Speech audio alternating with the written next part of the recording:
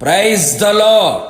ప్రార్థన ఆలకించువాడైన యేసుక్రీస్తు ప్రభుల వారి అతి పరిశుద్ధ నామములో మీ ప్రార్థనలన్నీ నా యేసయ్య సఫలపరచును గాక. ఈ దినపు యేసయ్య జీవపు మాట 78వ కీర్తన 34వ చరణం. హృదయపూర్వకముగా దేవుని బతిమాలుకొనిరి. యేసయ్య శుభనామములో ప్రతి స్థలములో నిత్యము విసుగక ఎడతెగక పట్టుదలతో ఏకమనస్సుతో ఉపవాసముండి ప్రార్థించుచున్న నా దేవుని ప్రియులారా, మీకు ప్రతి విషయములో శుభము కలుగునుగాక. ఆయన సన్నిధిలో ఆయనను దైన్యముతో వేడుకొనినప్పుడు ఆయన ప్రార్థన మొర్ర ఆలకించువాడై ఉన్నాడు. మనము ఆయన వైపు తిరిగి ఆయన వైపు చేతులు చాపి ఆయన వైపు చూచి ఆయన తట్టు మన హృదయమును ఎత్తి హృదయపూర్వకముగా బతిమాలు కొనిన ఎడల, మాటికి మాటికి గోజాడిన ఎడల, సిగ్గుమాలి మాటికి మాటికి అడిగిన ఎడల నిశ్చయముగా ఆయన నిన్ను కరుణించి నీ మీద దయచూపును, నీ వైపు తిరుగును, నీ ప్రార్థనలు ఆలకించును, అంగీకరించును, ఆశ్చర్యమైన కార్యములు జరిగించును. నా ప్రియ దేవుని బిడ్డ, ఆయన కఠినాత్ముడు కానే కాదు. కోపించుచునే వాత్సల్యతను చూపగలిగిన గొప్ప దేవుడు, ప్రేమగల దేవుడు. నా దేవుని ప్రియులారా, ప్రార్థనలో బతిమాలు కోవటం మనం నేర్చుకోవాలి. అనేకులు అడిగి వదిలేస్తారు, జరగకపోతే సనుగుతారు, గొనుగుతారు. దేవునికి, దేవుని మందిరమునకు, దేవుని సేవకునికి దూరమైపోతూ ఉంటారు. మనము అట్టి వారముగా ఉండరాదు, కనబడరాదు.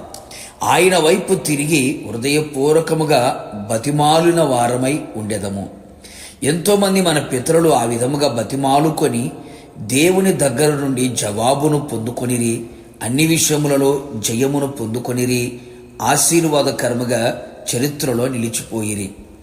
మనష్షే అనే రాజు శ్రమలో ఉన్నప్పుడు తన దేవుడైన యేసయ్యను బతిమాలుకొని తన పితరుల దేవుని సన్నిధిని తన్ను తాను బహుగా తగ్గించుకొని ఆయనకు మరలిడినప్పుడు ఆయన అతని విన్నపములు ఆలకించి చెరసాలలో నుండి తన రాజ్యములోనికి తెచ్చెను, సింహాసనం మీద కూర్చుండబెట్టెను.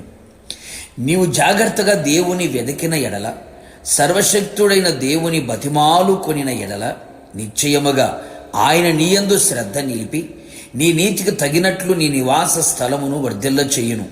అప్పుడు నీ స్థితి మొదట కొద్దిగా ఉండినను తొదకు నీవు మహా అభివృద్ధి పొందెదవు. మనము దేవుని బతిమాలు కొనిన ఎడల ఆయన మనలను కటాక్షించును. ఆయన కటాక్షము, కనికరము, కృపలో దాగి ఉన్న ప్రతి శ్రేష్టమైన ఆశీర్వాదములని మనం అనుభవించదము.